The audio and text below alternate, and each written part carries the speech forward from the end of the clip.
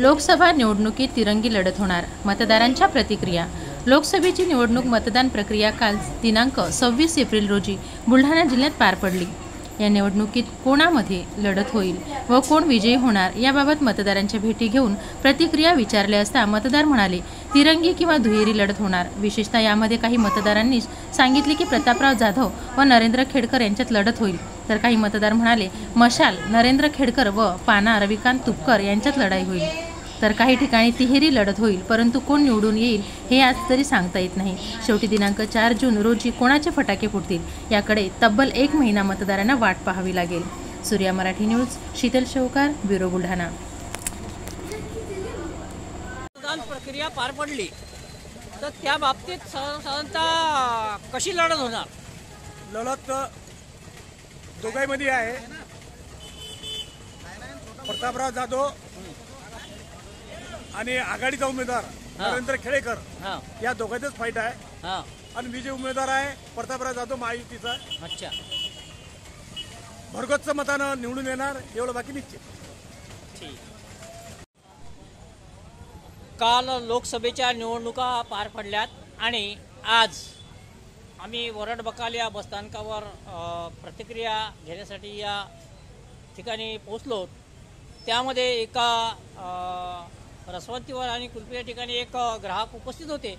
त्याने आम्ही विचारलं की काल ज्या निवडणुका पार पडल्यात, मतदान प्रक्रिया पडली, तर त्याबद्दल आम्ही त्यांना विचारतोय. आपण एक मतदार आहात, तर कालची जे मतदान प्रक्रिया पार पडली तर त्यामध्ये साधारणतः लढत कोणात होईल? काल जे निवडणूक पार पडली ही फार चुरशीची आणि चांगली होती.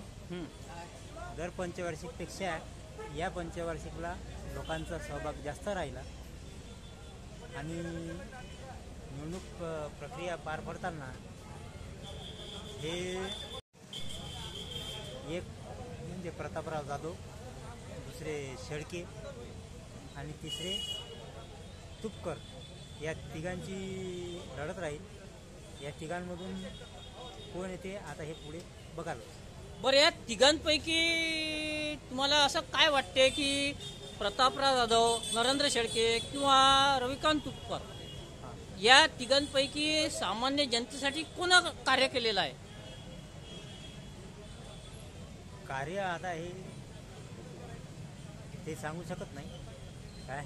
तरी सर्वसाधारणतः दर पंचवार्षिकला हे काही ना काही नवीन नवीन फॉर्म्युले राहतातच, आहे की नाही? बरोबर आहे.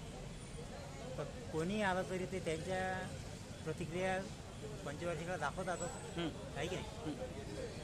आणि जसे पाहिजे तसे वरवड बकाल येथे या ठिकाणी भाजीपाला दुकानावरती आम्ही आलेलो आहोत. काल दिनांक 26 रोजी मतदान प्रक्रिया पार पडली. त्या बाबतीत आम्ही या भाजीपाला दुकानावर काही ग्राहक आलेले आहेत, त्यांना विचारतो आहोत की भाऊ, काल आपण मतदान केलेलं असेल हो, तर साधारणतः तुम्हाला मतदानाची जे आहे प्रक्रिया कालची कशी काय वाटली? म्हणजे उन्हामुळे तुमची सगळी व्यवस्था झालेली काय? पेंडॉल होते काय मतदान केंद्रावर? बरं, लढत कोणात राहील अशी? दोन कोणते? मशाल हा, पाना, मशाल आणि पाना. बरं, या दोघांमध्ये तुम्हाला असं म्हणजे बाकीच्या या दोघांनी असं विशेष काय कार्य केलं असं वाटतं मला? सध्या तर काही नाही ना. ठीक आहे. काल लोकसभेच्या निवडणुका मतदान प्रक्रिया पार पडली. त्या संबंधात आज वरड बकाल येथे आम्ही काही मतदारांच्या प्रतिक्रिया घेण्यासाठी आलो असता वरड बकाल येथील एका भांड्याचे दुकानदार कतले भाऊ यांची प्रतिक्रिया आणि त्यांचे सहकारी यांची प्रतिक्रिया केली असता की या निवडणुकीमध्ये कोण विजय होईल आणि कोणात लढत होईल या बाबतीत भाऊ आपल्याला काय वाटतं? मला असं वाटते कालची जे लोकसभेची निवडणूक झाली ती अतिशय आनंदात शांततेत पार पडली. मी वानखेडचा रहिवासी आहे. वरवटला माझं भांड्यात दुकान आहे, वानखेडला मी रेशन दुकानदार आहे. अतिशय आनंदात शांततेत पार पडली. माझ्या माहिती अंदाजाप्रमाणे लढत हे तीन उमेदवारांमध्ये होणार आहे. प्रतापरावजी जाधव, नरेंद्रजी खेडकर आणि रविकांती तुपकर मशाल पाना धनुष्यबाण याच्यात लढत होईल असं मला अंदाज वाटतो.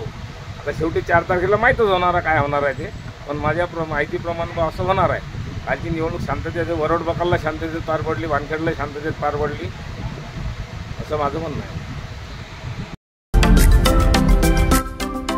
महाराष्ट्रातील महत्त्वाच्या व ताज्या घडामोडी जाणून घेण्यासाठी आजच आमच्या सूर्या मराठी न्यूज चॅनलला सबस्क्राईब करा आणि बेल आयकॉन प्रेस करा.